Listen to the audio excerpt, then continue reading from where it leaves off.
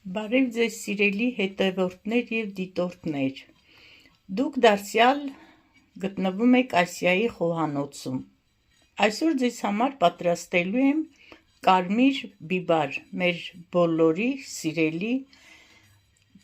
ուտեստ,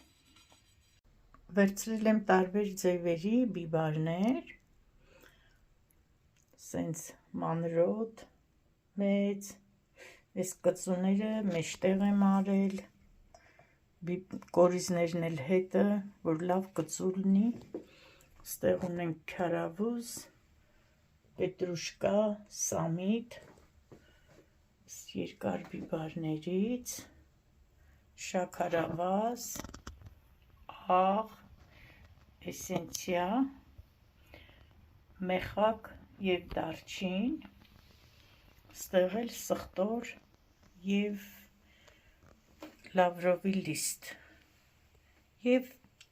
ունենք այստեղ նաև ձեթը, ամենակարևորը, սա էլ ձեթը,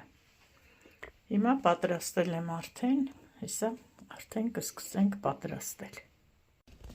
հիմա լցնում եմ, ջուրը նախորդ եռացրել եմ, իհարկե չափերը կգրենք այս անյութի ներքևում, ունենք 2 հատ լավրովի լիստ, այս արևածաղկի յուղ,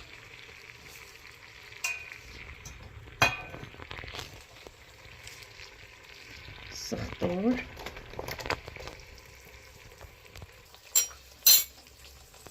ունենք այս բիբարներից, շաքարավազ և աղ,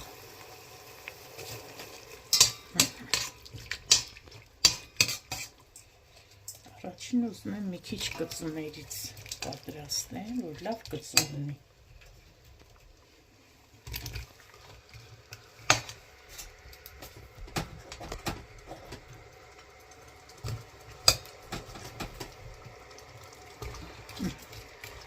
այսքան է ինձ թվում է,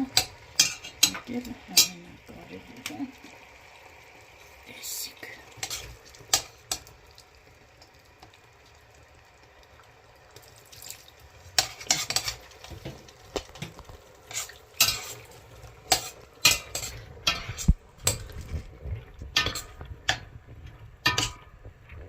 ասենց կթողնենք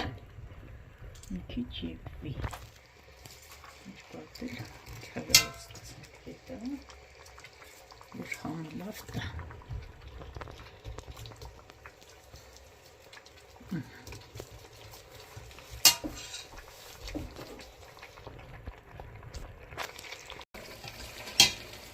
հիմա սա արդեն պատրաստ է, մի կես րոպեով ես այս կանանչին սենց լցնում եմ վրեն, այնքան որ թորոմի, որ հետը հանեմ, հիմա լցնում ենք այստեղ, որ ինքը քանդվի,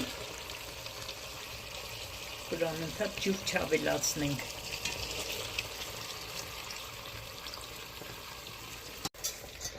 հիմա նորից ես սխտորը լցրեցի, մի փոքր ձեթ եմ ավելացրել, այս մեր չափի մեջ գտնված ամեն ինչից մի փոքր ավելացնում եմ, ընդհանուր առմամբ կտեսնենք, թե ինչքան օգտագործվեց,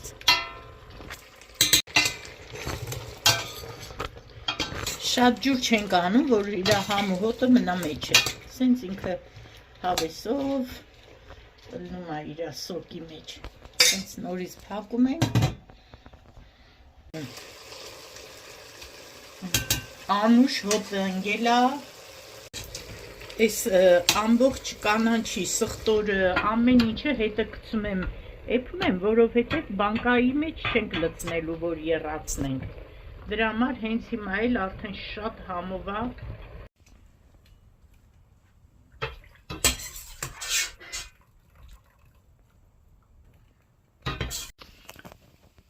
նայեք իր